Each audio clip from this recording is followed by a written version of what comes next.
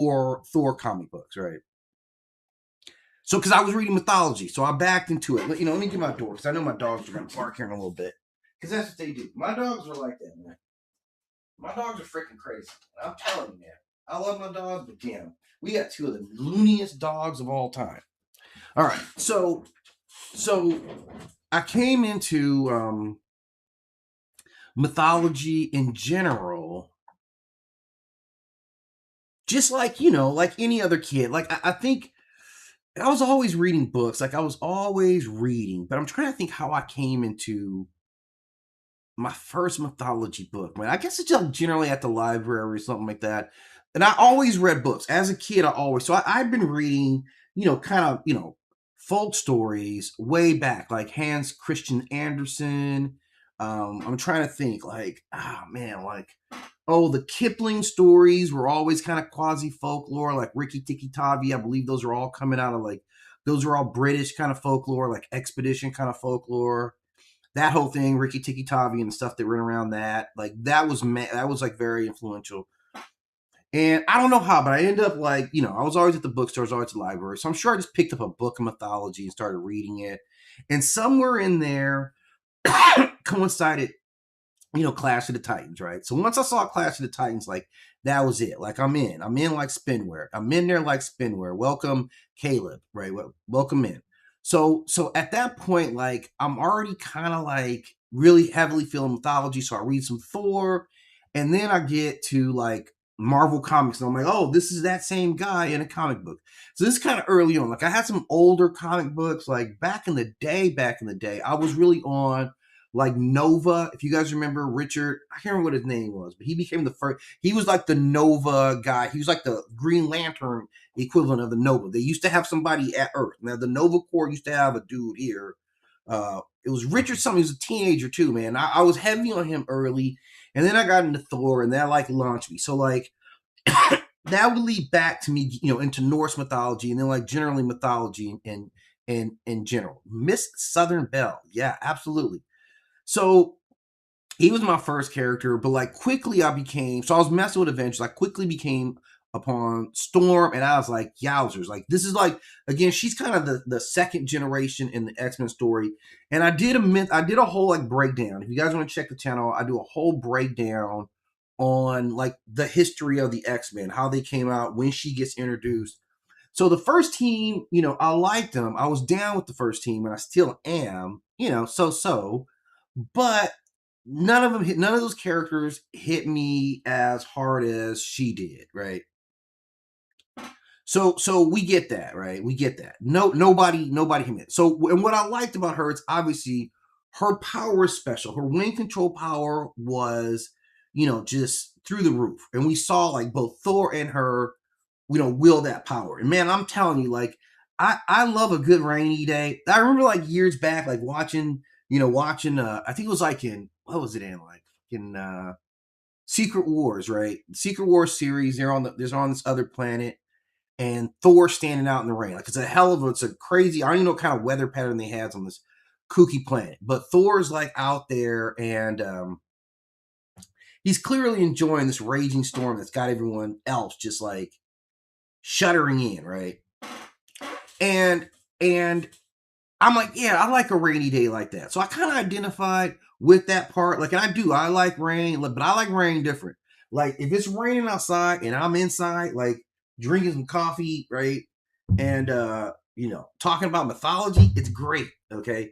But when rain and weather starts like messing up the front yard and tearing up trees, like it's a whole different thing. So understanding weather and its power, like I'm telling you, man, weather will do some amazing stuff. Like weather took my trash can on that side of my house and deposited it all the way over on the other side of the house and managed to flip upside down and dump every single piece of garbage that I had out into my lawn and my neighbor's lawn, right?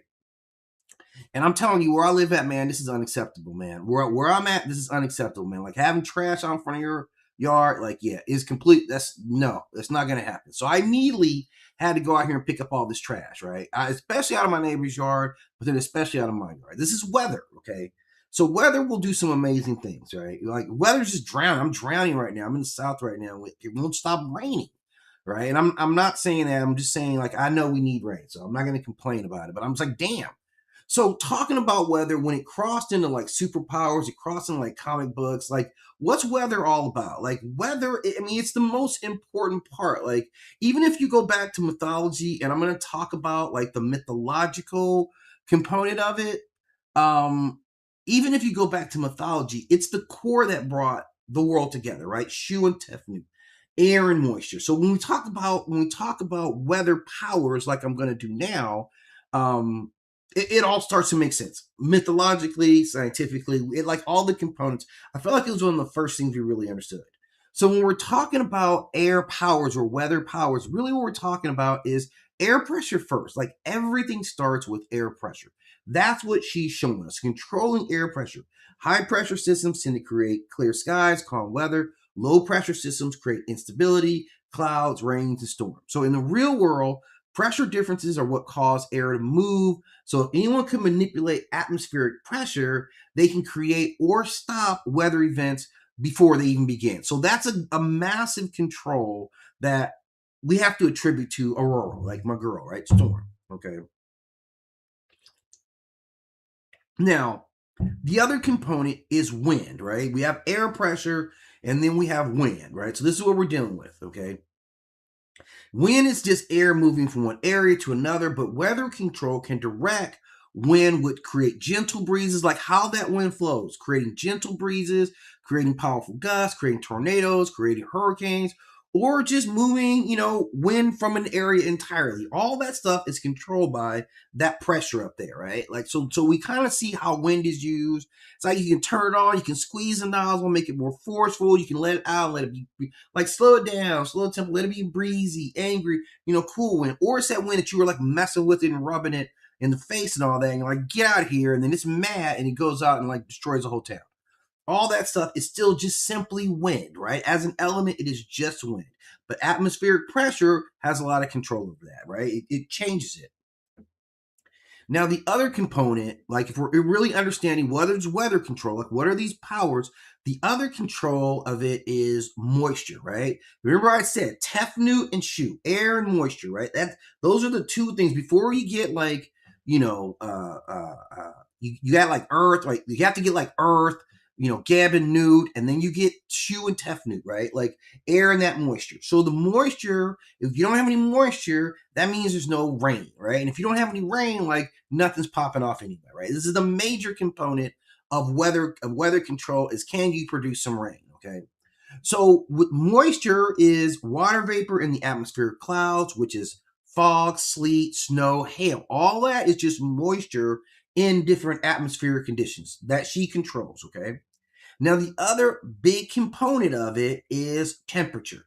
And temperature really decides what form weather takes, right? Like you get that. Like the same weather can produce rain, sleet, snow, or hail depending on the temperature conditions around it, right? So you control temperature and you gain influence over heat waves, you get cold fronts, you get blizzards, you get drought, you get a seasonal change. So breaking it down, like we really have to understand what these weather controllers are actually doing, right? All of it's controlling fundamental forces. These are fundamental forces of everything, which is why this exists, right? Without this stuff, like none of this stuff would be any stuff at all. And then the big part of it, like the most dramatic part, like the diva of the entire group is, of course, electricity, right? Like electricity is the one that like makes it jump off, right? Lightning is one of the most dramatic aspects of weather. Not the most consistent, like you never really know when it's going to be around. When it shows up, it's absolutely devastating. But really, man, I'm more worried about wind and water and air pressure right now than I am about actual electricity. Electricity shows up when everything else is already popping off. He just shows up and right? But it's devastating power. It is absolutely devastating power. Now, storm clouds usually build up electrical charges before they release them as an electrical charge. So fictional weather manipulators can call lightning, but what they're doing is controlling electrical imbalances inside of cloud systems, right? It's the clouds that generate the electrical friction, that is the lightning that burns all your clothes off your body, right? That's how it works out, right? Again, all within the system. And then, of course, clouds themselves are a big part of like clouds are the visual expression of atmospheric conditions. That's the best way to really form it. They are formed when moisture condenses around tiny particles of air. Cloud, control cloud formation, and you create shade. You can make fog, you can create storms, you can make concealment, or you can even influence temperature by regulating how much sunlight gets to the ground. So control of clouds is control of like massive areas of control over lots of living systems, right? And then this is where it all gets together because it all comes together in the storm system. You can see here on the bottom, like the very, very tippy bottom of this, right, is the storm system, right? And you can see that storm system. This is what really matters. You get names like storm because you can control a storm system, right? So this is what we got here. A storm system is all this stuff coming together, right? A storm isn't one thing. A storm is pressure, it's wind, it's moisture, it's temperature, and it's electricity all interacting at the same time.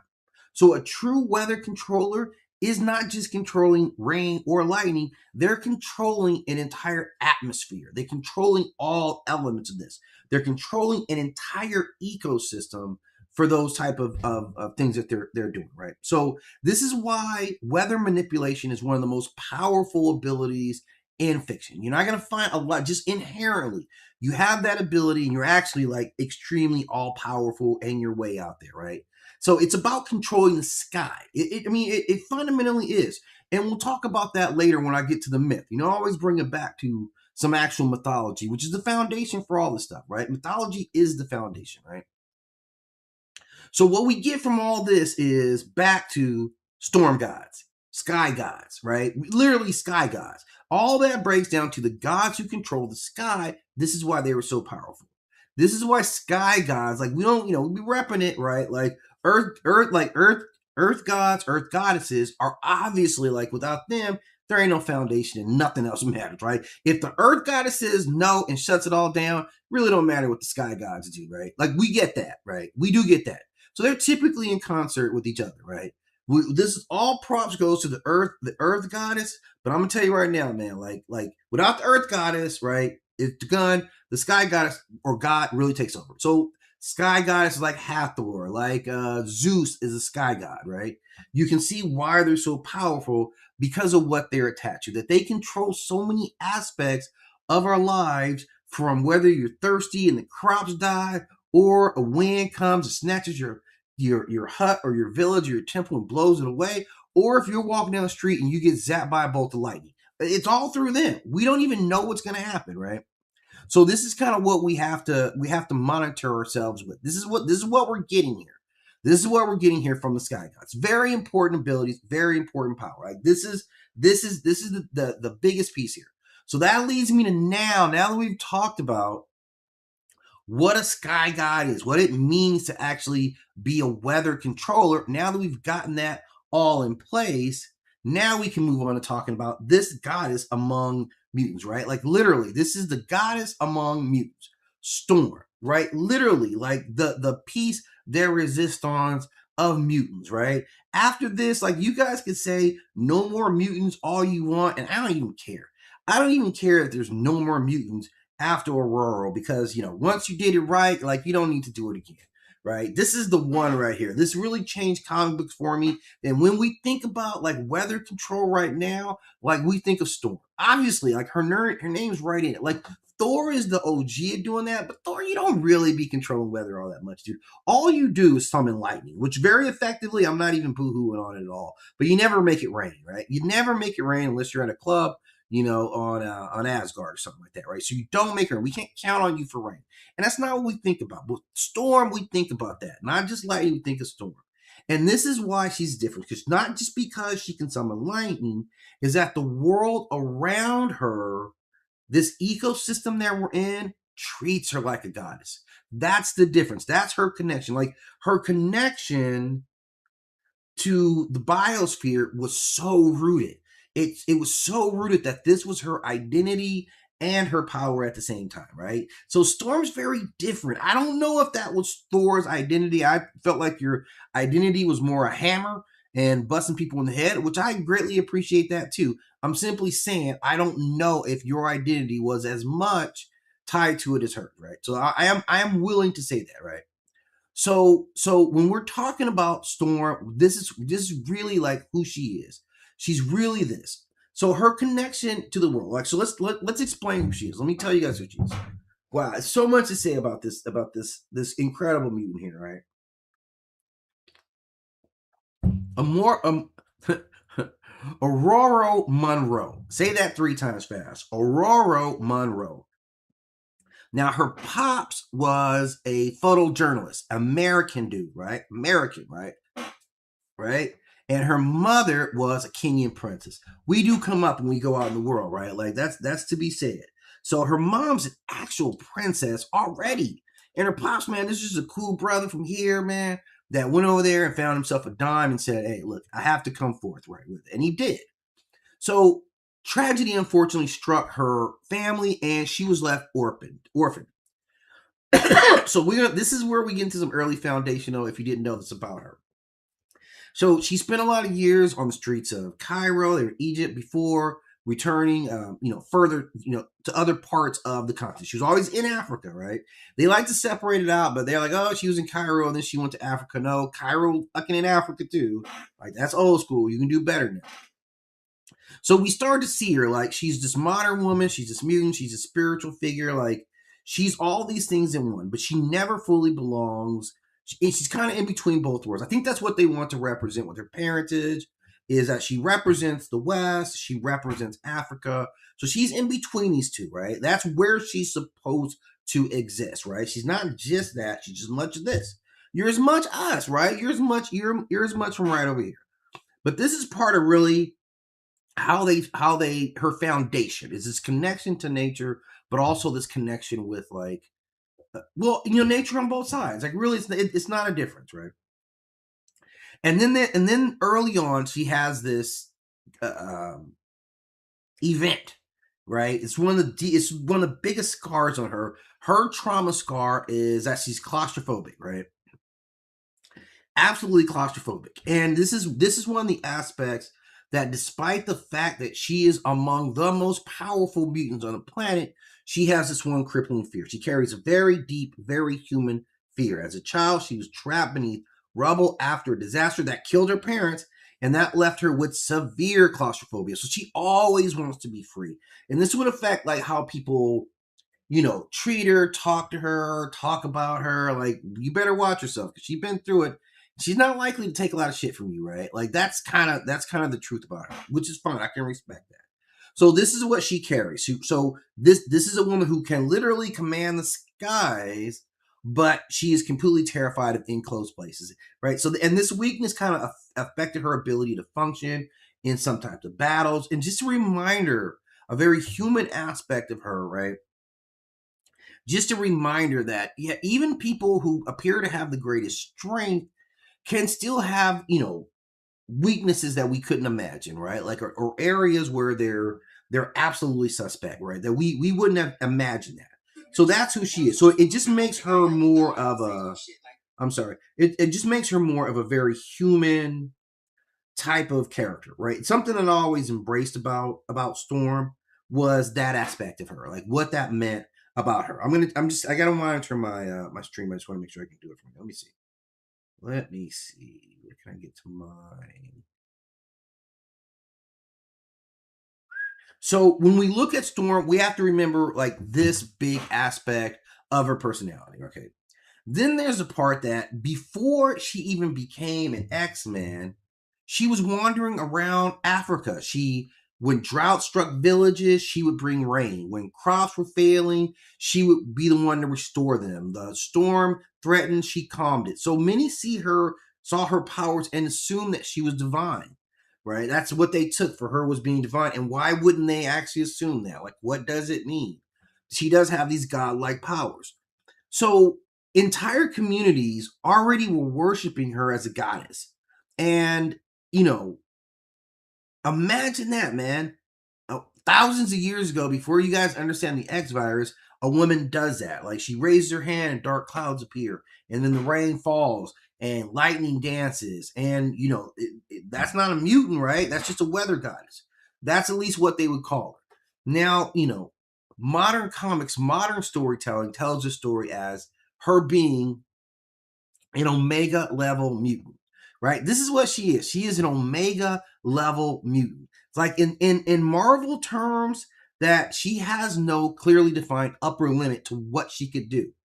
This isn't her just creating winds or throwing lightning bolts. She's manipulating the atmosphere of an entire planet. Like she is a planetary force, right? A planetary force that travels, right? She can go to another, right? It looks like she can go to another place and manipulate the atmosphere there. She's done that, right? So this is kind of what we have to put this into our noodle when we're talking about Storm. She is a planetary force, right? Like few planetary forces we've ever seen.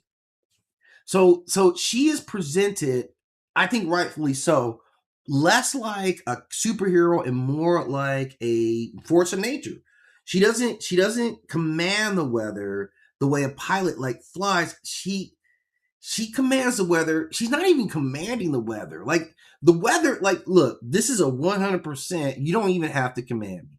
It's not, you know what I'm saying? Like we put her relationship with weather is such that I don't even know if command would be the word that she would use for it. Like given what her nature is.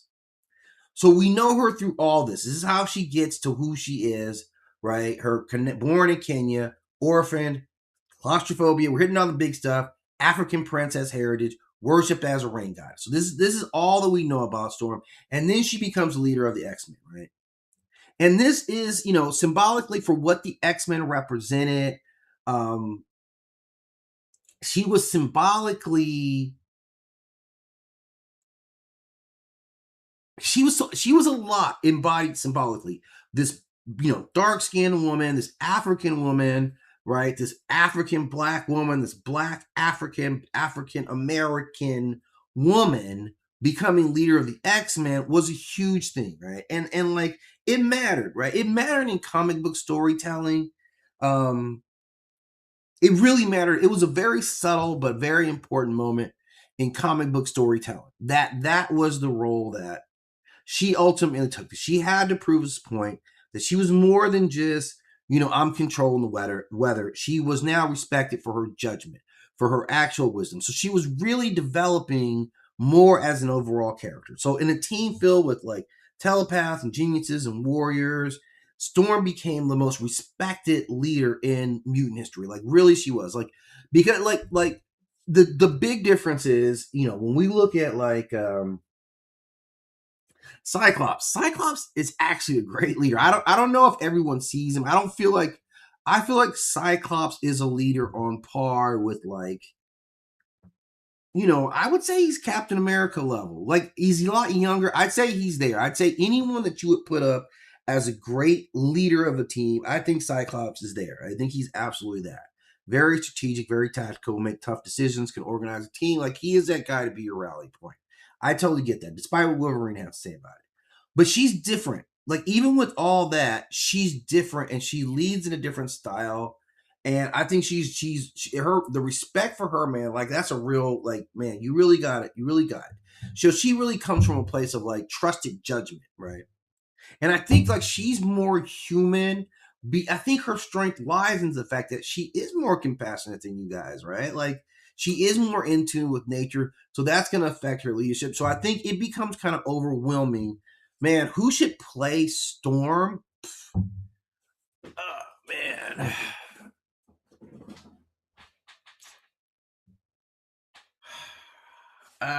Who should play Storm? I've seen that Jade Cargill, that wrestler. I don't know, man. She kind of looks the part a little bit, but I don't know if she's anywhere near the. I don't know. I don't know. I'm torn. I'm really torn on who should play Storm. I am.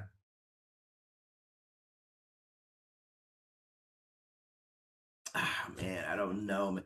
You know, I'm gonna pull one up for you guys. I wasn't gonna do this today, but man, now I gotta do it. Now I gotta do it. Right? Let's see if I can. If I have my computer set properly. Let's go.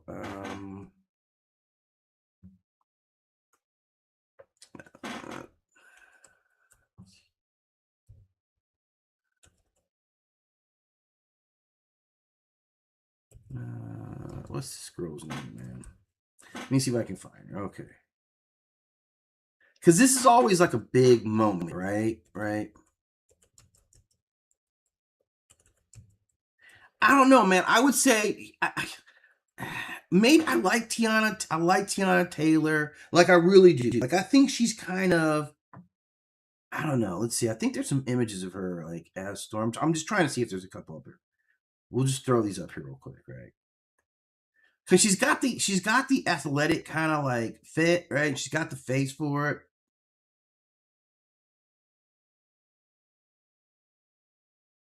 Let's see.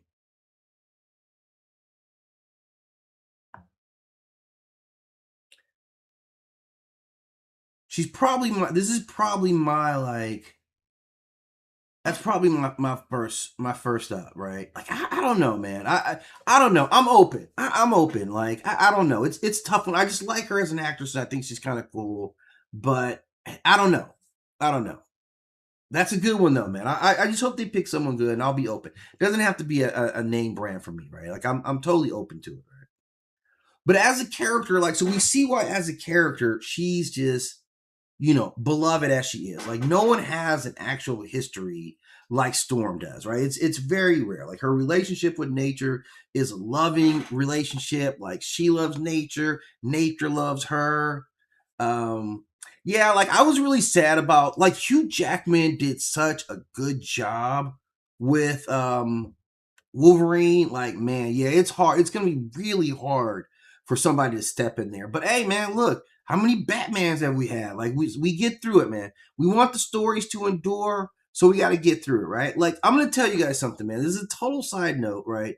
But Shaft is gone, right? We never did John Shaft. I grew up watching John Shaft movies, right? And instead of rolling Shaft into being timeless, like now it's like Shaft's nephew and down the road. You know what I'm saying? It's not Shaft. And I love the idea of just James Bond and a dude, right? Like James Bond. You establish the character. Well, I guess Bond is supposed to be different. Like he's just a number. So you're just the '07 now, right? And there's been various '07s. That's actually true though. So, but yeah, with Storm, like, nobody's been impactful on me. Like, I don't like Halle Berry. I think she's a terrible actress. I'm just gonna be honest with you guys there. I think she's a terrible actress. That's why I never really like Halle Berry didn't do it for me. Okay, but the other young lady who I don't know your name was, yeah, she's all right, man. Like, she's all right. She's all right. I could work with her. But let's talk about her powers. Like, let's actually get into Storm's actual powers here because this is gonna matter. You see, I got all the information on this side, like what she does. Okay, so first and probably most notable is the lightning bolts, right? She gets into this easy, man. She charges it up like that, like instantly. The same process that would be inside of clouds, she's doing that. So she manipulates its atmospheric charge until the bolt becomes so intense that it shoots out, right? And she's got it, lightning. And the redirection, like her control of it is highly impressive, right? She can guide electrical pathways through the atmosphere, deciding where that lightning lands. So she's precision with it, man. She isn't just generating electricity. That means she's also kind of controlling the behavior inside of a storm. Like, and you know how unpredictable lightning strikes are. Just they're all over the damn place, right? Literally. And she controls that, right? Now, if you're going up against her, you got to know that she's got that power. And that's the first thing I'm walking out for. Because I can't take one of those. I don't know how many of you guys could take one to the dome from her, but I couldn't. I couldn't take one of those lightning strikes to the dome from her. Then she can generate a tornado, like literally wherever, right? She can form warm and cool air masses that collide and make a wind speed. She can make wind direction. She can control air pressure. So she can do all those things and make columns that are literal tornadoes. Like she can suck you in. I think that other dude, man, I should have thought about him before I broke into this one. The dude with the Brotherhood can also make tornadoes. I can't remember what that guy's name is, but we'll talk about him later because that's a form of atmospheric control that he's showing too, right? Now she controls rainfall. So that means humidity, that means cloud density, that means temperature, that's pressure. So that allows her, like, it all of a sudden can be sleet. All of it could be hail coming right down on you and only you. So she can do all that and she can stop it or start it instantly. So you can imagine, like, if you living in a drought-stricken environment and she shows up and she's like, bam, rain. She just lets it rain down on you guys for like 45 minutes or an hour as fucking hard as possible. Man, you guys are just going to be bathing in water, man. The crops are going to be good. It's going to be muddy land again. Like mosquitoes are going to be popping off. Like that's life, baby. All that stuff comes along with that. Then she can create fog. So you're fighting against someone where now I can't even see. I grew up in the Central Valley, California, man. Like fog is a killer, man. I know more people have died driving through foggy weather, right? Than I know people have died in like the military. Like I'm not joking. Like the number's really, really big, right? So she can do that. She lowers temperatures, adjusts moisture levels, water condenses, like foggy banks. She can conceal us in a battle, man. That's real stuff. We come in stealth. You know we're here. You just can't see us. We can be right here in front of you. You still can't see us. I don't know if we can see you. Probably not. But she can, right? That's all we need. She can manipulate temperature. So a cool region, she can handle that. She can cool areas rapidly. She can heat it up rapidly. She can create a snowstorm, right? She can trigger heat waves. Imagine you're fighting against somebody and all of a sudden it's like hot. It's like 90, 98 degrees and it's humid, right? And you guys weren't ready for that. You guys didn't drink enough water or something, or whatever it is. So she can do all these things. So you can imagine as an opponent, this is impossible, man. How do you game plan for Storm, right? This is before I talk about what she can do inside of your body, because all the stuff she does on a molecular level, so that means all the atmospheric pressure, all the moisture temperatures, it's in your body too, right? This is not just on a planetary scale. The planetary scale is as big as she gets. It's not as small as she gets, right? So on a planetary scale is where she's truly extraordinary and exceptional because it's not just controlling local environments. She has shown the ability to influence weather systems across continents, and in some of her stories, across the entire planet. Right? That's what she is. Like, think about what that means. Like, she isn't just moving a cloud; she's influencing jet streams, right? Oceanic pressure, global storm patterns, seasonal weather. She's telling all that, hey, yeah, I need you guys to do this right now, and they do it like happily. So she's beyond it, man. She is on a whole nother level, right? Like we can understand why Storm is regarded as a goddess, like as a goddess, like an absolute like. Or what do you mean you don't worship her? Like what are you talking about? That's where we totally understand that part of Storm, right? Because she like it's very impressive what she does, and we're going to talk about the mythology part about it as well. But she isn't the only she's not the only weather controlling matter or mutant in the world. So we got a few others. I'm going to highlight a couple of these, and we're going to talk about how similar they are to her and how different they are from her. Like these are some of the notable ones here, right? Oh, wait a minute. Okay. All right. So these are some of the other weather controllers here, right?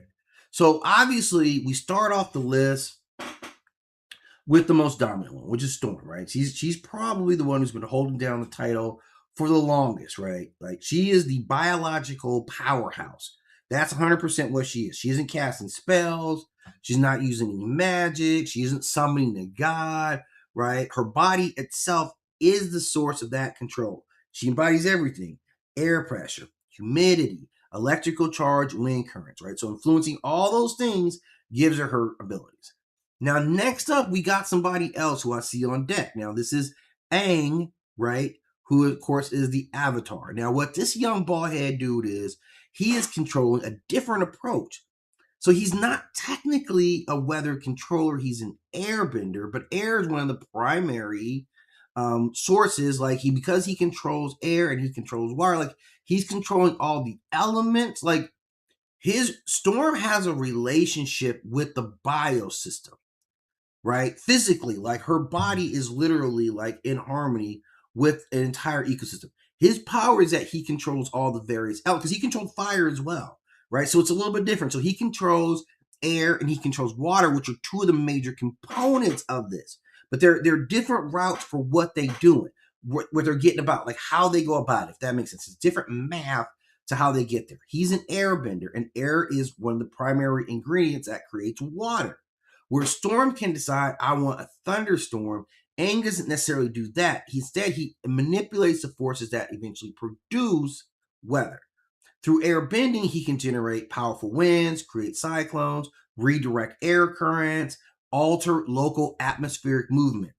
And the Avatar, he's able to combine that with air, with water, earth, and fire, and you see those elements working together. You can get some spectacular and amazing effects out of that. So they're different how they go about it.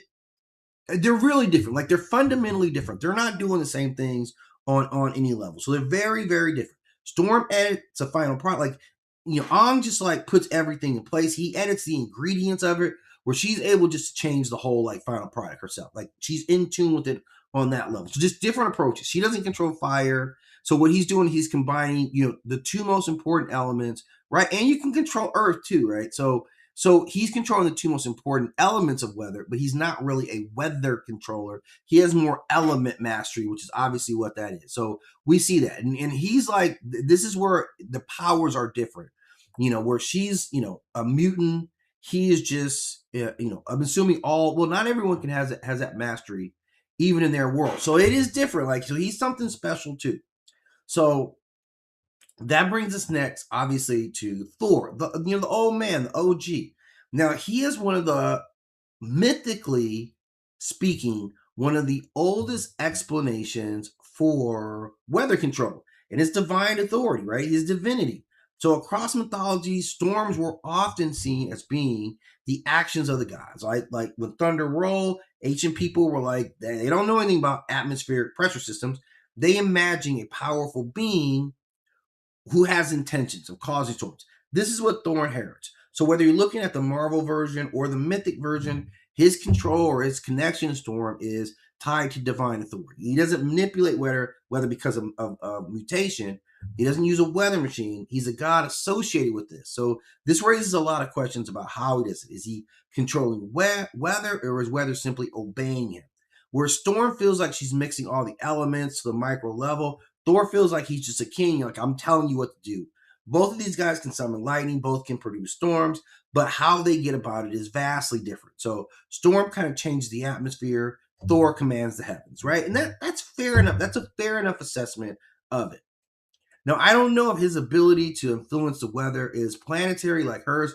So in a pure head-to-head on who can control the weather, I kind of give an advantage to her because she can control the micro elements. Like I said, Storm can literally control the air pressure inside of your body, like inside your lungs, your blood flow. Now, the last one, the guy on the far right, is Weather Wizard. So the difference between him is that Storm represents the biological part of it, right? That's who she is. She's the biology of weather control. Her body is mutated to do exactly this.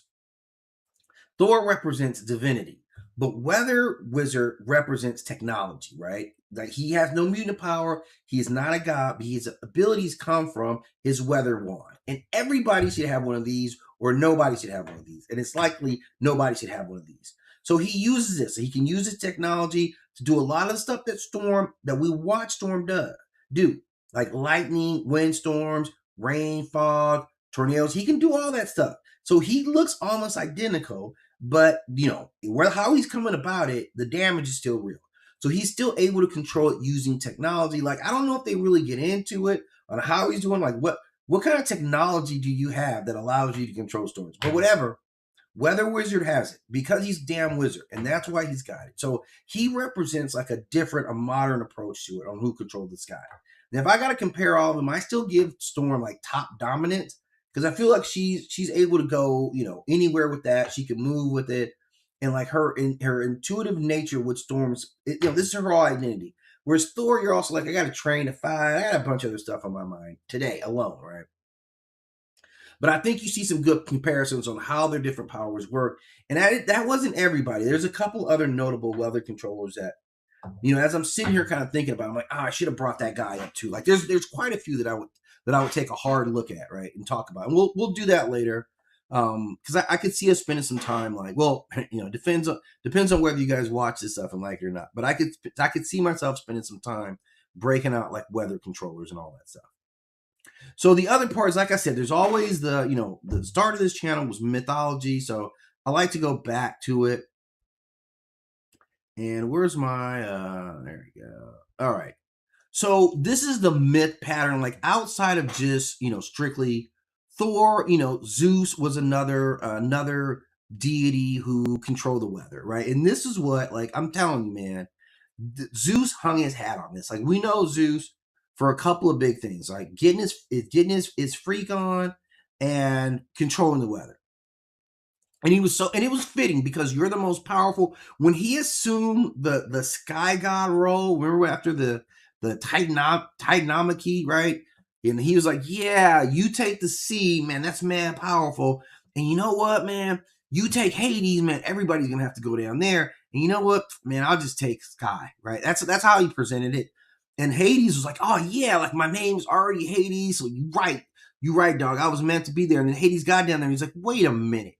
Right? Because he gave himself Sky Father status. That's all of it. You're the youngest one, but you control the lightning, you control the thunder, you control the storms, like all that stuff, right? So he kind of summed all that up. Like he's the ultimate power, and it doesn't change. Like he rules from the heavens.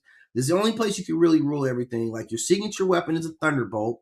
Lightning becomes a symbol of your divine authority. Like when Zeus throws lightning, he's not just like attacking. It's also judgment in that lightning. I don't like you, right? Or I'm enforcing order upon thee, right? Like this is how he controls humanity. Like he's probably like sitting up there, right? This is Zeus, right? Like imagine like this is a glass of mead, right? Or they like I know they had some ambrosia. I don't know what they drink. Nectar. Imagine this is a glass of nectar, right? So I'm Zeus and I'm sitting there and they're like, "What are you doing?" And then I'm just looking to see if anybody. What are you doing down there? Right? Oh, I got somebody. I got a hot one. And you're just swinging lightning bolts on people that are doing stuff that you don't personally like. This is how you keep order. Like no warning. No, like, hey, thine better stop it. That nothing, right? Like you already knew not to do it, right? The myth told you what I'm doing is that I'm sitting up here and I'm slinging these like when I don't have anything to do, when I'm bored, I don't have anything to do. I'm just like, yeah, like damn, I can't go out, man. Hera is just watching my ass all day, so I'm just gonna sit here and like get my frustrations out on you, right? And boom, you get hit with a lightning bolt. Nobody even knows what you did, right? Maybe you survive it and you can be like, yeah, I think I did something earlier, but I don't really know. I'm gonna tell you guys everything I did in the last 6 months, and maybe that was it, right? So his thunder, his lightning becomes, the lightning is like the touch of the God, right? The thunder is the voice of the God. This is proof of divine power.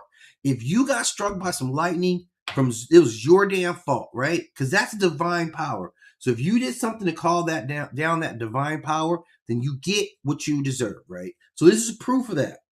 Lightning becomes heaven reaching down towards the earth and striking your ass, right? So it's different. It's an echo storm, but it's not quite the same. Now, Odin, of course, in his role, also served as a storm god. He wasn't primarily a thunder god. That Thor was the god of thunder, right? Odin himself was connected to the winds, the storms, and the terrifying forces of nature. So he still kept himself at the ooh poppy role, like I'm still daddy up here. So in his tradition, he rides through storms through the sky during the wild hunt. And this is like a supernatural procession through storm clouds and violent winds. And ancient people heard howling winds at night. Some believed it was Odin and his spectral riders passing overhead. That was the wind. Ooh, that was Odin and all that stuff. So ancient people already recognized that the storm was Odin's authority. He represented the mystery behind the sky. So it wasn't just power, it was also knowledge, it was also faith, all the things that he's connected to, right? So he embodies all that. Next to him, you see the Yoruba tradition. This is Shango. He's the king of the thunder right here. You can see this dude rolls around with this axe. If you see somebody and they take a picture of themselves with the axe, you better watch out because he planned on using that axe and he's good with it. But he's also associated with thunder, lightning, fire, which is all under kingship. So this is all authority stuff for him. Justice, authority. So lightning isn't random. Isn't a random part of his mythology. It's a sign of his power and his ability to judge you. Like it's all rooted in that. So a lot of readers will see like the similarities between like storm deities outside of Africa and this deity as well, because they represent kind of controlling, the world, like from your mantle there. It's not simply about who controls lightning, it's also who has the dignity, the responsibility, and the presence to be able to do that. So Shango is tied to that. Shango is tied to that specific type of leadership. And so storm, and a lot of times The storm is a lot of times about just flat out sovereignty. How much sovereignty do you actually possess? Are you a decision maker? Are you a king? Like, tell me what you are, right? And that'll tell me a lot about you. Right. Man, I have like four computers sitting near me right now. It's kind of crazy. But I want to monitor my chat here. I just want to make sure I'm not missing anything. Because you never know, man. It could be somebody actually jumping off on this one, right? So the last one is, let's go here. Let's see if I can get this from here. Should be able to. Wow.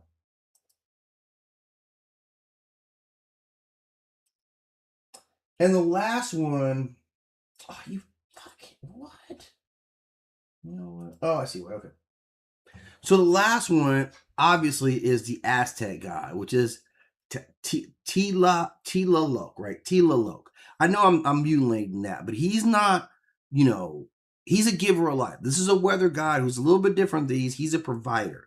And this was more representative of the culture and how they view his arrival. It seems like he is more kind of like Storm in that sense, where yeah, we actually need you, and when we call, you're actually there, right? Like it's not as much a judgment thing. He's there with when he's gone, when he's around, his blessing is that crop. So without his blessings, your crops don't, your civilization collapses. For a lot of these cultures, like they were very rooted in their connection to the land, like most early civilizations. He was crucially important. He was like the glue that held everything together. So they had to keep him happy, like a leather, like Baal. So there's a lot that goes into the role of what the heck are you doing? There's a lot that goes into that role of being the sky god, because all the decision makers land on you, right? All the important decisions are what you decide. Like, can we get you over here? Do you care about us? That's where Storm becomes very special, because you can see her, how people will respond to her, given the area that you're in, right? Dry areas, I'm absolutely going to worship you, man. This is actually it. I still think she's one of the better characters that Marvel had developed. I thought I never felt like they really just represented her properly. Like I really didn't think that, right? I don't think she's ever come. It's been a long time since we had a good representation of Storm, and that's for I don't know why that is. Like I really don't know why that is. Goodness. All right, so I just monitor this here. I don't know. There it is. Okay, Storm is Oya.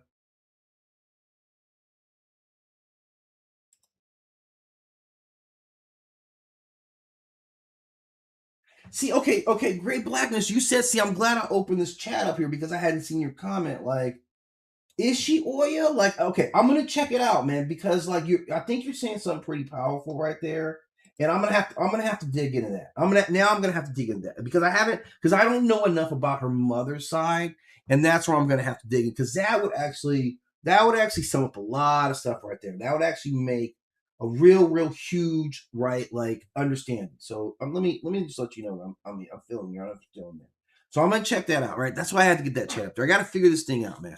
My chat, did I see that? Oh, maybe it's not. Man, I don't know what's going on here. I thought this was logged in, but apparently it's not. Right, so I better keep my Windows set up. I changed my setup, so that's kind of how I broke down on Storm, man. Like, still one of my favorite characters. But I wanted to talk about another angle, man. This is something that I'm gonna switch gears on you guys, because it's actually better if you can do a long stream, right? Streams are better if you can be on it for a minute, right? So that's what I'm gonna do. Like I usually would dip in, do like 30 minutes or something like that, but that doesn't really benefit anybody, right? Like that really doesn't. You know what? I don't need you. If you're not gonna actually work for me, then I'm just gonna move you out of here, right? That's what we're gonna do. Okay. So I'm back to it. So this is gonna be another segment of, would you let them in the house? Like, would you let them in the house? And today, like, so we got my 7 standards before if I'm gonna evaluate anyone who shows up at the door, any characters, right? First impression, power scale, right? Your character, I want to know who you are. What's your motivation for being at my doorstep today? What's the best case scenario for me? And what could be the worst? What does the worst case scenario look like, right? I need all these things. I need all this math so I can make a decision about whether I'm gonna let any of these people that I present to you inside of my house, right?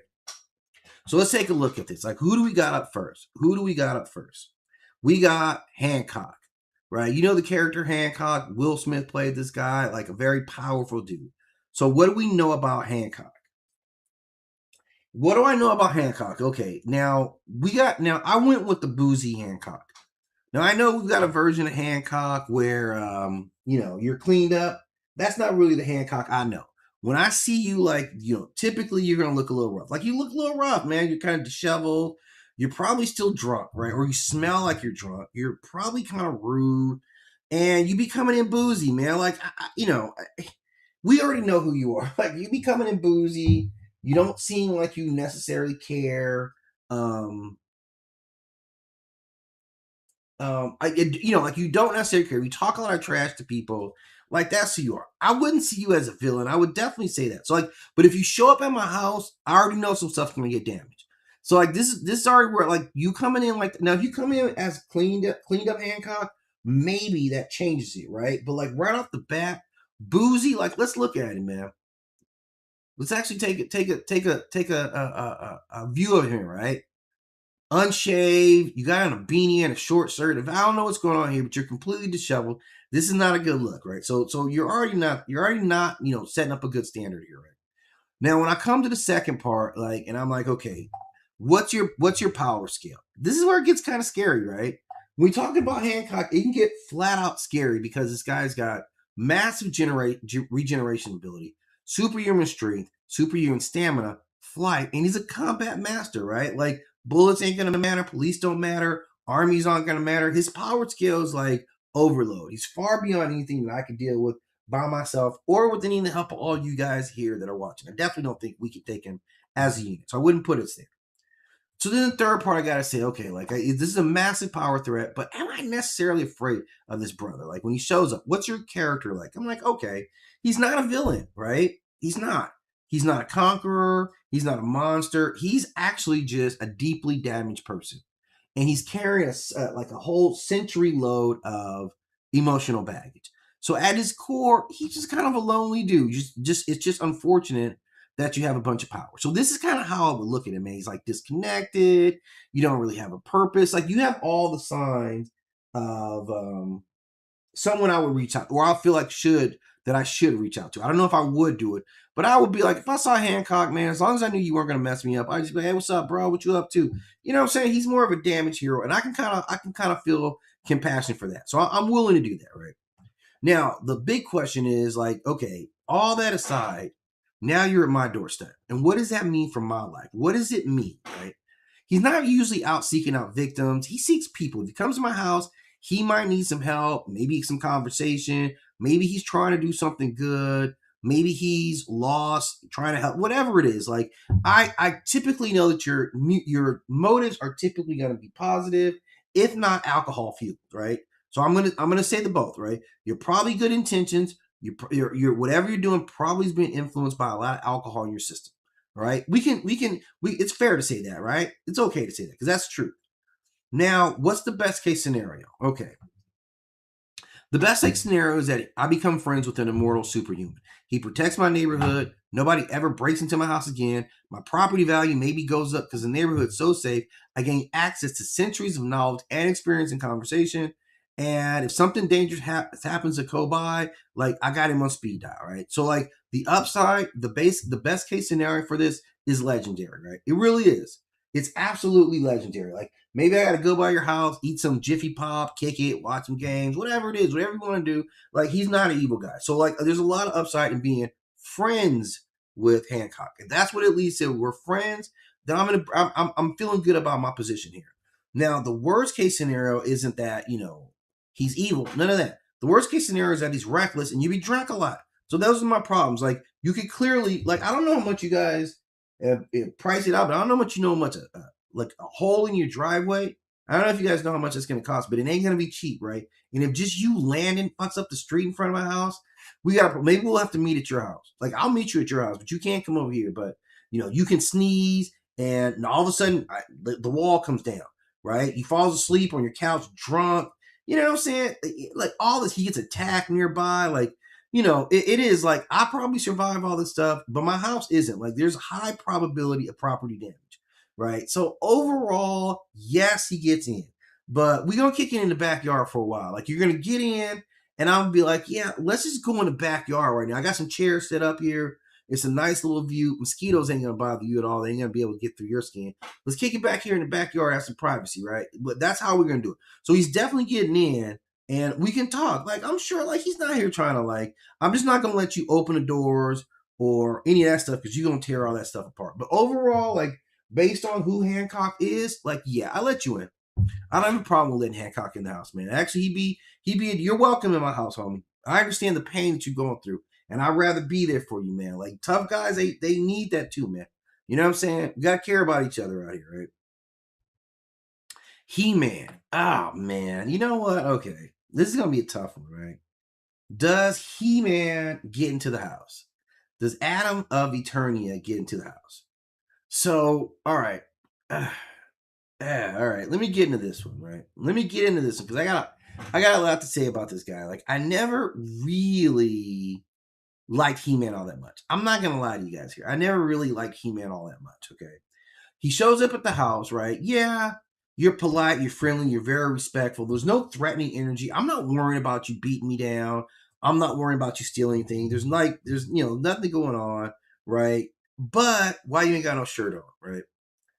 This is the creepiest thing about it. Like, don't come over my house and you ain't got no shirt on. That's the first thing. All right. Like I'm gonna insist. I'm gonna insist upon don't come over my house when you don't have a shirt on, right? Like that's a line in the sand that I'm not willing to cross, right? That's the whole thing. That's the line in the sand that I am not willing to cross. Okay. Now the next thing, like when I look at your power scale, right?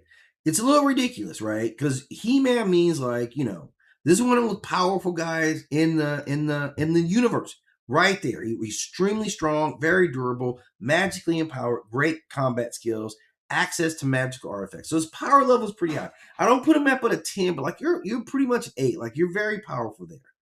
Now who is it? Like now I'm looking at like what's your character like? Like what are you like, Adam, right? And I would say he's not a conqueror, he's not a manipulator, he's not a tyrant. So his overall defining characteristic is responsibility. He's a responsible guy. He carries an enormous amount of power, but spends most of his time like using that power to protect other people. So overall, you're a classic hero. So I would have to give you that. That's going to matter a lot, a lot.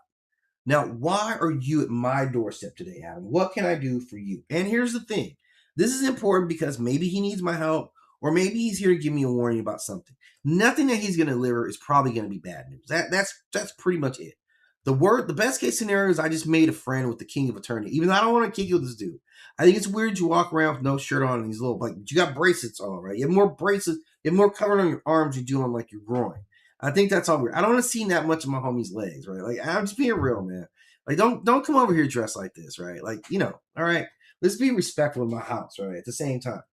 So overall, like best case scenario, we're friends. I get to hear about like the castle. Maybe I get a magical weapon. If some danger shows up, you're probably gonna come down there and like regulate it. All positive things. The worst case scenario isn't Adam himself. It's like after he leaves, now Skeletor at my door. Is Eveline at my door? Is Beastman, you know, watching me from across the street now because of you? So that's all. But then I can just call He-Man and be like, yeah, hey, your boy's over here tripping. You come and beat that ass, right? So overall, I would say that yes, Adam of Eternia, yeah, you probably get in. Like you probably get in, man. I'm just gonna be honest with you. You probably get into the crib. All right, now another one. This is another good one here. So now we got Hellboy, right? Like Hellboy shows up at the crib. Same scenario. Same scenario. What do I do here with Hellboy? Okay. Now, right off the bat is I gotta look at let's like we gotta show, come on, let's show Hellboy's grill here, right? This is what we're working with here, right? Okay. So Hellboy shows up and I'm immediately scared, right? Because you are a demon. You're actually, you know what? Yeah, we got a lot to overcome, man. It's gonna get mad xenophobic, but yeah, like let's be real about here, man. You're a full-on demon, like you just cut your horns off. You can't be smoking in my house as it is, right? So don't come up here like you smell like cigar smoke, and who knows what others kind of whatever else you smell like. But you are a giant demon. I can't ignore it. You're literally from the underworld. I can't ignore that, man.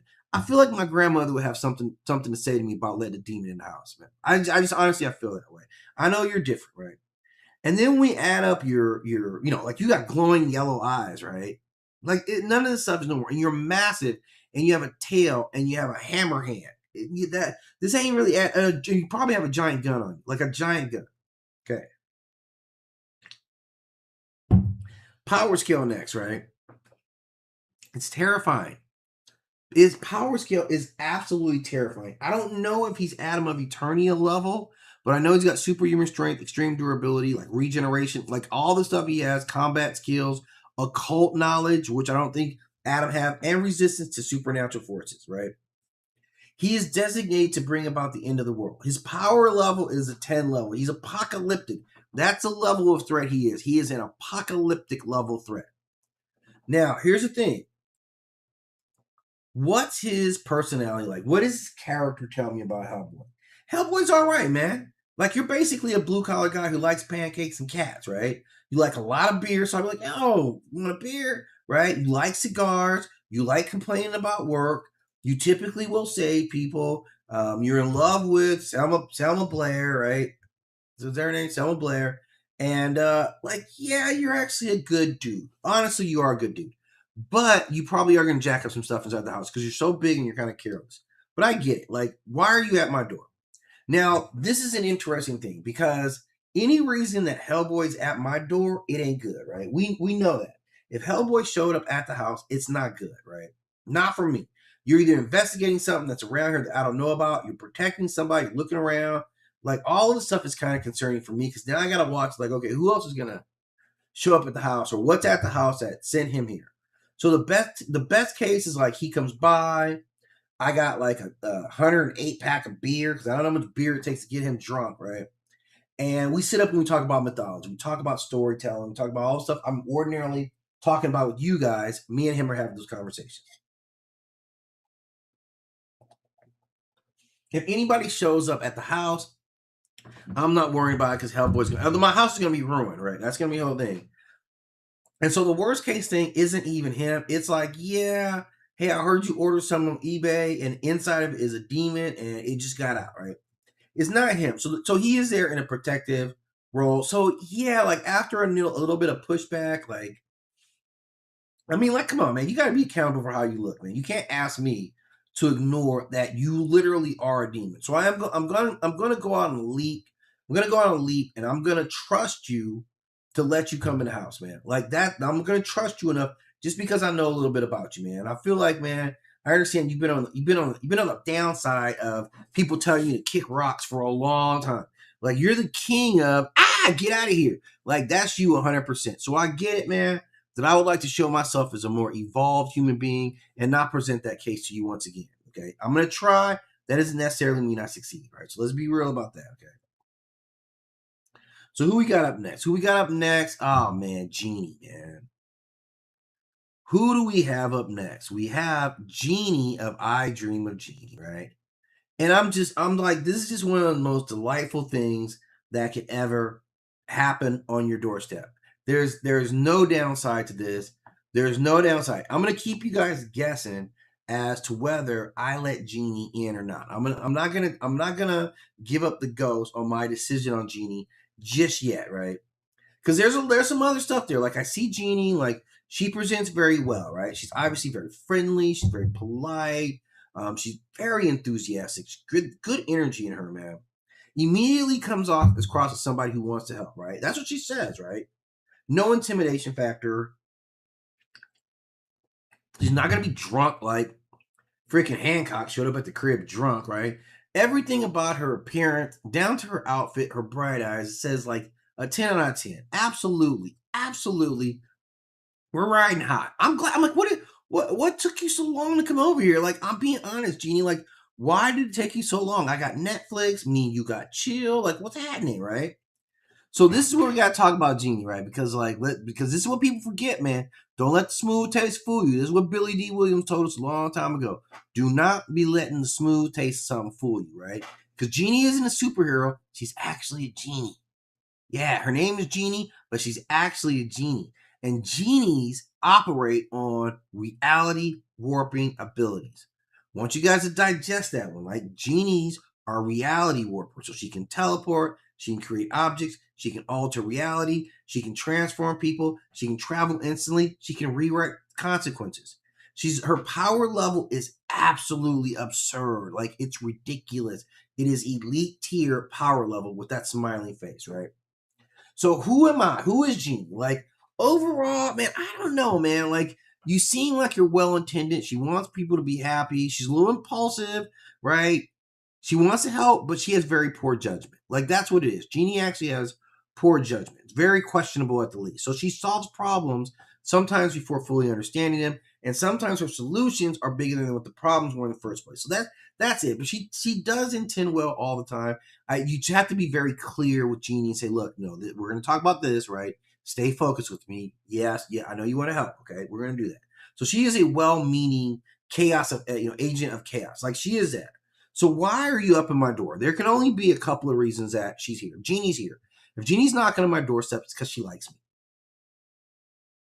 Otherwise, she wouldn't be over knocking on the door. Like, don't look at me like that when I say that, man. Don't be like that when I say that. She could like me just like she could like Sergeant Nelson. What's his name? Officer Nelson. Whatever it was, she could like me too. She can like him. She can like me. And you guys just got to deal with it. Or she wants to help me, or she thinks she can improve my life. These are all positive things. Like any genie story, like the wishes is always going to be sus, mad sus. So with her, it's the same, but it's a little more well intended. So I'm just gonna have to like really, really like rock, be like, look, this is what we're doing. Come on, girl, I need you to be locked in with me. No independent decision making. Now, the best case scenario is all upside, man. Everything is all upside. It's diamonds and pearls, man. I'm telling you, man. There's not a lot of areas where this is gonna go bad for me and her. Like I'm telling you, because I'm gonna be totally engaged, right? Like everything's gonna. You're gonna be engaged. You don't have to worry about it. Major Nelson will leave you off being bored. It's not gonna happen, girl. That is not gonna happen. Okay. The worst case scenario is that yeah, man, she misunderstands you. Her ability to warp reality, it has some comeback on her. There's always some sling on that. I'm changing reality, and maybe I'm not thinking of what the consequences of my words are. Maybe I'm not being literal. Like she's not necessarily a technical problem solver. So the whole thing will come down to overall, can I trust Jeannie? And I say overall, yeah. Like I absolutely can trust her intentions. I can't always trust her judgment and her results, but that's different. She does love people and she does intend well. She does have a good heart. So based on her having a good heart, and what you can do, I'm going to take all parts of that. Well, I know we're going to have some hiccups along the road, but let's not worry about that. Let's go and make the house look really nice. I want a really bigger TV. So I don't know how you can mess that up, but we'll find out, right, while we're getting all that stuff in order. So that's my thoughts on Genie. Like, yeah, you're getting in. Like, was that really a question, man? I feel like that was not even like a legitimate question that I would answer myself. Like, clearly, you're going to get in. All right. So let's see what we have next. Who's next, right? So after Genie, Kibuka, who is the god of war, right? This is an interesting character right here. Okay. This is an interesting character. I'm going to tell you guys a little bit about this character. This is Kibuka, who is the god of war from Burganda in East Africa, and he is now at my door. This will be an interesting breakdown for you guys here. I know a little bit about this deity. Let's see if I can do a good job breaking out because I'm getting into it, man. I'm getting into it. Okay. All right. Now, he's generally remembered as a very powerful spiritual deity associated with military victory, protection of Buganda, and extraordinary spiritual abilities, right? One famous tradition describes him as fighting from the sky and being brought down when enemies discovered his secret powers, right? So let's apply him. He's on the doorstep. What's the first thing? He shows up, and I always have to say this is like, where is your shirt at? Like, man, come on, man, I don't wife her. I ain't letting you come in, you all buff and all that with no shirt on. I don't care. You put it on a shirt if I got to greet you. But at any rate, he's going to show up and he's calm, he's respectful. Like, you like, I can't forget your God of War, right? Like, that's never going to go away, right? This isn't going to be a calm evening. Like, he doesn't seem like he's aggressive. He's got a mohawk. Like I said, man, guys with mohawks. Like, there's a reason that you got a mohawk, right? You didn't just get a mohawk for nothing, right? You got a mohawk because you want people to look at you and be like, oh, man, this guy's got a mohawk. That's not an everyday haircut, right? So, like, but you're not evil. I sense that. You seem like you're very righteous. So I'm like, okay, whatever it is, I feel like I'm going to be compelled to do it. Right? Because you're all like, come on, man. Right? But your power scale is fully a deity, not a superhero, not a wizard, not a soldier. This is a divine being associated with warfare and supernatural feats. So I gotta absorb all that in. I gotta take all that in, let it marinate. So this is literally how we interpret the mythologies. I see him, he can take on entire kingdoms in one fight. He can take on a whole army in a battle by himself. That's who he is. So here's what I gotta fall back on this. What do I know about this cat, right? This is why this information is useful. I know how to deal with these cats on an individual basis because I've gone through these scenarios. So he's at my door, and I'm like, why are you at my door? Like, character-wise, you're a divine protector, right? And character-wise, if I'm judging this guy and his character, point number 3 here, right? If I'm judging him as character, he's not known to be a destroyer, right? He's not there for destruction's sake. He's not. His role is typically defending and empowering Buganda. So I'm like, am I a threat to Buganda? I'm not, right? So let's see what he has to say about it. But I feel like right off the bat, he's a divine protector. I can trust this guy. So I'm going to trust him. Why are you at my doorstep, right? This is kind of weird because you're a war god. And they don't typically just wander around just like, hey, what's going on? So is there a fight coming up? Or is you giving me a warning? Like, what do you have here, right? So I got to know this about him. So his score, this is going to be like pretty significant if you're getting in. Now, the best case scenario is I just made a friend, man, like this old, not old, but like long-lived being, immortal being who has courage and leadership, insight and responsibility, and has all this wisdom that he can share with me. Yeah, this is the great scenario. The downside isn't really that I'm worried about him. Is that war gods tend to track war. So is all of a sudden the war place going to be like my house? Is that what's going on now? Is that what's going to happen now? So, like, does he get in? Yes, because he's not evil. He's responsibility wrapped in like some gold and green shorts. But I have to be very cautious, and I hope this, like, I got to make it where you can't tell that I'm like, oh man, I'm sleepy. I gotta get up out of here, or something like that. But you got to know that it's going to be a little different, right? It's not going to be like a calm, like measured hangout, right? There's going to be a little pressure. There's going to be a little pressure to wrap this thing up, right? But overall, yeah, you make a good case. You do get in Kibuku. All right, now this is a good one here. All right, this is a good one here. Craven the Hunter shows up at my doorstep. Does Craven the Hunter get in? Oh man. You know what, Craven the Hunter?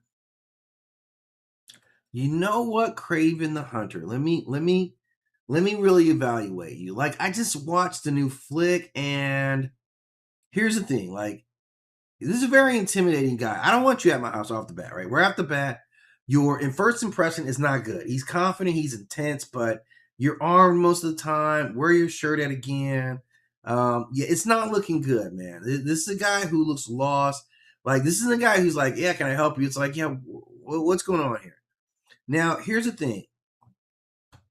His power level is peak human. Like, he's near superhuman. He's mastered every hunting. Like, he's great. He's an expert tracker. He has combat mastery, extensive knowledge of poisons. Like, I don't want no parts of it, man. I don't want, like, his power scale. Like, he's pretty high up there. He's not above like a Spider-Man, but this is a pretty capable dude. And if I got to deal with him, he's gonna win. Like this guy gets it, right?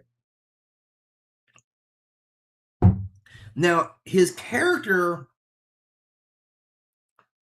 is more complicated than I actually am comfortable with, right? Like, you're not motivated by greed. You are motivated by proving self, which someone could be like, yeah, I don't believe you could beat Nine's ass. And you're like, yeah, I got to go do it. Like, you want the ultimate challenge. You want to conquer the inconquerable. And all this stuff is very dangerous, right? Greed's a little different, but what he wants is just predatory. So, and if you're at my doorstep now, I'm probably fine. Like, I'm probably fine, to be really honest. I'm probably fine. But maybe you're hunting near what, like, are you hunting me? I can't imagine a scenario where you're hunting me. If you are, this is obviously problematic, and I'm probably not going to live through it. But this is going to matter. Like, the best case scenario is that I get some great stories from this guy. Like, he's cool. Like, the movie version, he had some cool parts to him. The worst case of scenario is that he's deciding that I'm the challenge. That's where it all breaks down pretty quickly for me. So overall, do I let him in? Like, yeah, yeah, go ahead and let you in.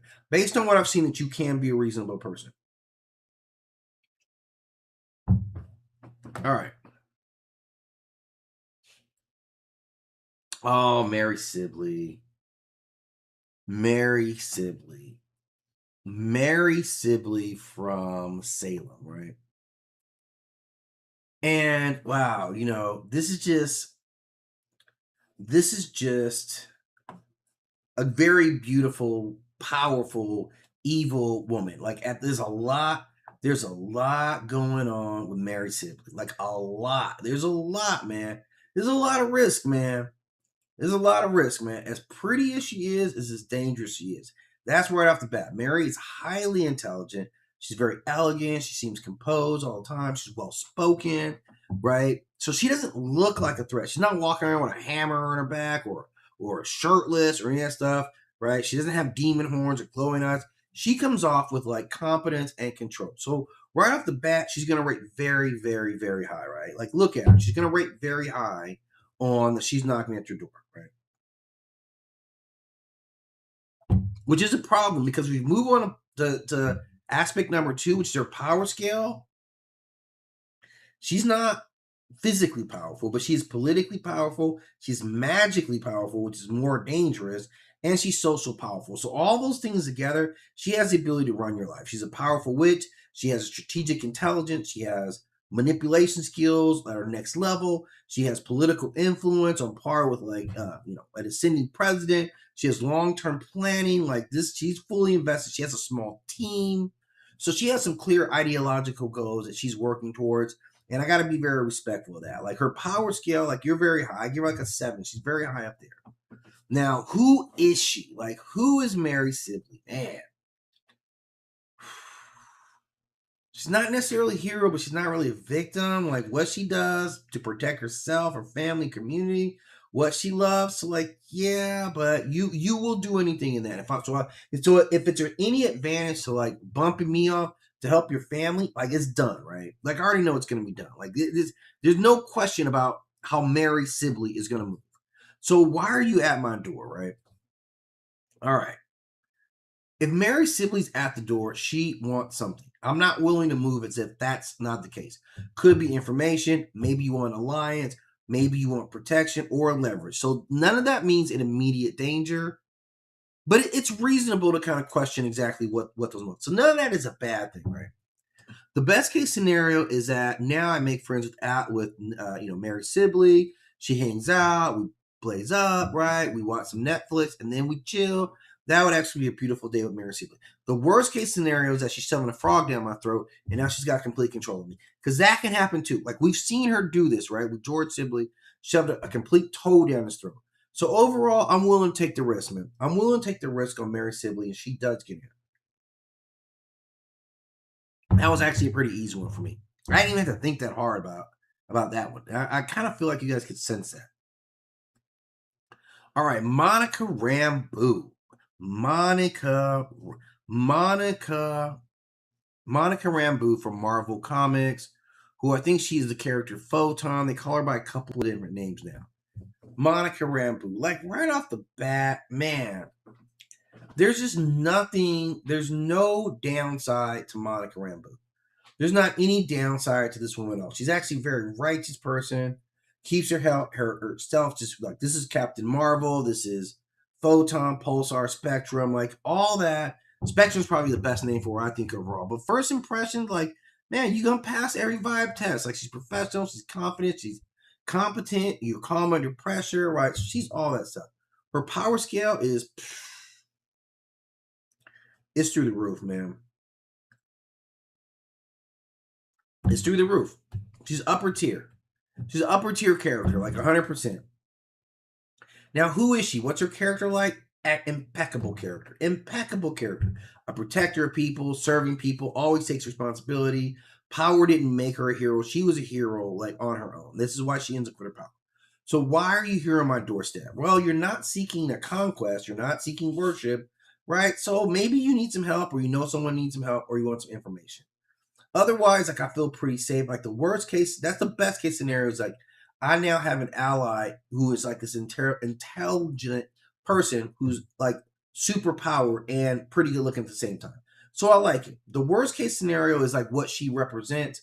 If I'm on other people's radars now in terms of like, yeah, let's show up at his house and create some problems. So I need to know that. But otherwise, man, she's been a highly moral character. I remember when she first got introduced in the Avengers, and this is a character I'm like, yeah, I really believe in this character, right? I love the lady that played her.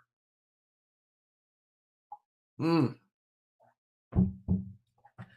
She can be trusted, right? Like, yeah, I can trust you with everything, like fridge privileges, Wi-Fi passcode. Oh yeah, Monica, just go on and do what you got to do, right? That's where she is with this. Not everybody's there, right? Most of them aren't. We'll see who's next here, right? Nefties. Wow, Nefties. So mythologically speaking, Nefty shows up at my house. Man, if Nefty shows up at the house, like, this is one of the most underrated, under worship deities of all time. This is Nefties, man. Like, I hope you do come over here. Nefties, right? First impressions of you is like, yeah, a goddess. Like, no thunder, no storms. Like, you just rolling cool and giant and quiet and gentle, right? This is gonna put you way out there in regards to everyone else. Like, I didn't have to like put on airs. I could just be who I am with Nefties, and she's gonna do the same. Like, it's a good feeling. Like, this is who she is. Like, obviously impressed as soon as she steps on the scene. Now, let's not confuse all that for she doesn't have an impressive power set, because that will be wrong as well. She is the sister of Osset, sister of Isis or Osiris, and also Set, right? So her power level is commensurate, top tier, man. It's the goddess of like the highest order, right? That's who she is, right? So who she is on the inside? Well, Nephthys is often the person who helps people. You're a protector, you're a guide, you're supporting, you're loving, like, oh, I love you. Yeah. She would do all that stuff for you. That's what she gives you. That's who she is. So if she's at my doorstep, what does this mean? Like, wow, maybe I'm gonna assume she's imparting some wisdom on me, maybe a blessing or a warning or protection. Like someone, did something and like, yeah, go bring him some good luck. And then she shows up and brings me good luck.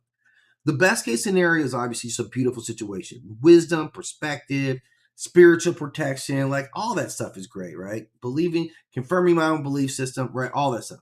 Worst case scenario, again, is not going to be her, but what can follow in the vacuum that came along with her, right? So that's where that's a hidden question of Nephthys. And overall, man, like I'm telling you, man, like this is a compelling character. This is a very, very compelling character, like Nephthys, man.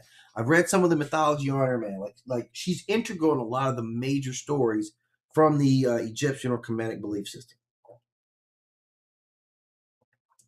All right, let's see if I can sneak another one in here. How much more time I got? I got a little bit of time. Okay. All right. Oh, Nepra. Nepra. Okay, let's look at this. This is Nepra, the Kemet ring netter.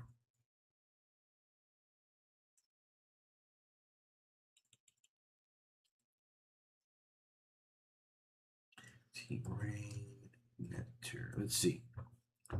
Right off the bat, yeah, right. I mean, not to say I didn't mean to say it like that, guys. I didn't mean to say it like that, right? Nepra. Did I get that right?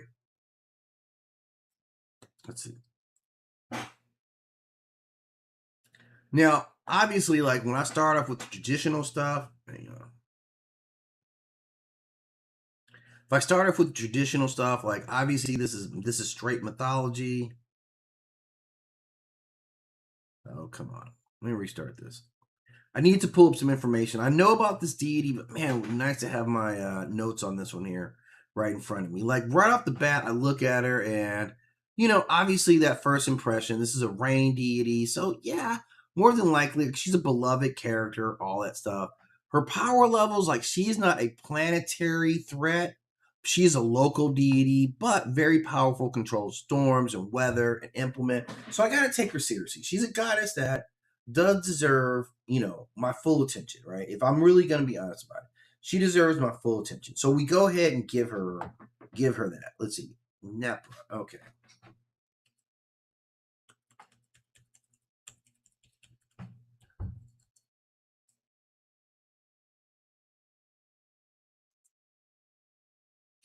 Let's see. Let's see if I pull it up. So we know she's like, this is all life giving, right? Now she doesn't just arrive with thunder. So with the way she arrives is also like all charm and all beauty, no thunder, no magical threats. This is another like harvest, food, prosperity, substance kind of deity. So like these guys show up and they're like her whole being is rooted in providing for others, right? Like we know that. Like that's 100% who she is. So she's gonna roll up with that same attitude. Now her power scale, like at a glance, she doesn't seem like she's all that, but she's agricultural. She does control within that realm, like that is 100% the realm in which she dwells in. So she does have power. So without her, there's no grain. Without grain, there's no bread, no food supplies, like none of that stuff comes about it. Who is she? She's a provider. Like her symbolism is all around growth and fertility of the land and nourishment and renewal of like renewal being the big part of the season. The season, like this is who she is, right? She is all about absolutely renewal. So this is a great goddess. Growth, fertility of the land, right? Divine provider. Why is she at my door? Well, there's no danger. Like maybe she's here for a blessing. Whatever she is here for, it's probably not that bad, right? I'm gonna be really honest. Whatever she's here for, like okay, I hadn't thought about doing that, but you know what? I'm willing to write it out because it's G, right? What's the best case scenario? Like my household flourishes, like food is plentiful. I'm living good. My resources increase. My projects grow. Like it's a lot of good blessings. The worst case scenario, I can't imagine anything with her that would bring about a bad case scenario. She doesn't seem like she has it in her to actually like I don't know, punt or do anything like that. Like I think she's gonna be cool. So I don't see any worst case scenarios because of her particular set, unless you decide not to come back and you take all the rain and drought. But that doesn't sound like her personality. So can I trust this person? Yeah. Is her motives gonna be good? Absolutely. Is the outcome gonna work out for me? Yeah, I feel pretty positive about that. I don't think I would face any downside by allowing this deity in the house, right? I don't see it, right? Now this is one, man. This is what I really want to talk about, man. Pop Claw. Pop Claw from the boys. Like I've done a lot of the boys characters, but would I let Pop Claw in? Like, am I gonna let Pop Claw in?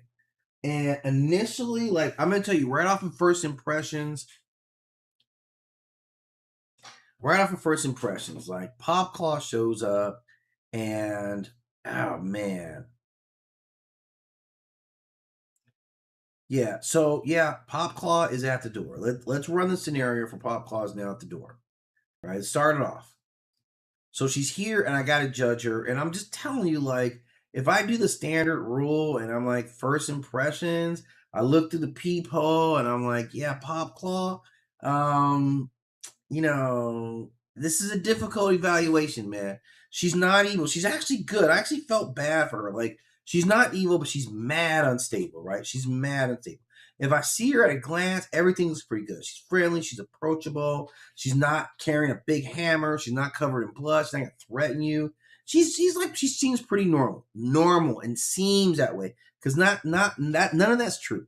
Now, here's the thing. What's her power level? She's not one of the strongest, more powerful soups, but she's still a soup. She still has an like we saw her crush a guy's skull with like her thighs, right? Like she crushed the guy's skull with her thigh. Like this guy was destroyed, right?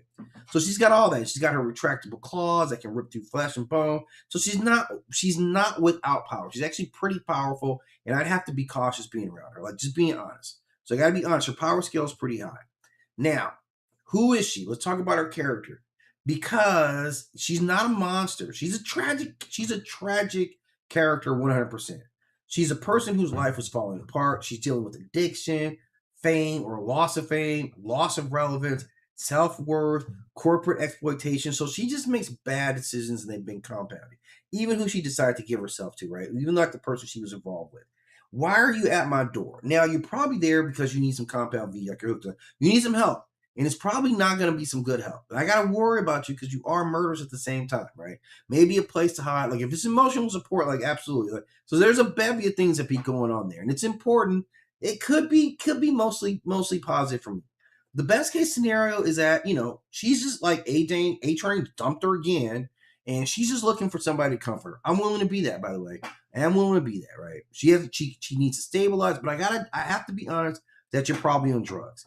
And that's the worst case scenario. Like, because you got so much going on around you, like a bad day for her can be fatal for a lot of people. Panic attack can be, collateral damage like I ain't ready for. Not because she's evil, but because like the stakes of everything that you're doing and how she's moving. And it's mad questionable. So it's mad questionable, but I'm gonna lie, like that first impression, it's getting a lot of support for her, right? Like really, really is, right? I think overall, like I want to give her a soft no, like, yeah, it's okay. I doubt that I could do it. I doubt that I could do it. I think we're being honest here. I think we all know Popclaw probably gets in, right? It's either like a very soft yes, or it's gonna be soft either way, but I think it leads towards soft yes. So anyway, guys, like that's what I want to get through today. Thank you for stopping in. Some of you guys rode with me the entire time, which I appreciate. And you guys had some great comments. So I'm going to take a break. I'm going to get myself some lunch. And then I may be back later today, but I will be chopping these pieces up. So any questions, any requests, hit me up in the comment sections. But otherwise, I'll see you guys about this time tomorrow. All right. In that, we stop all these.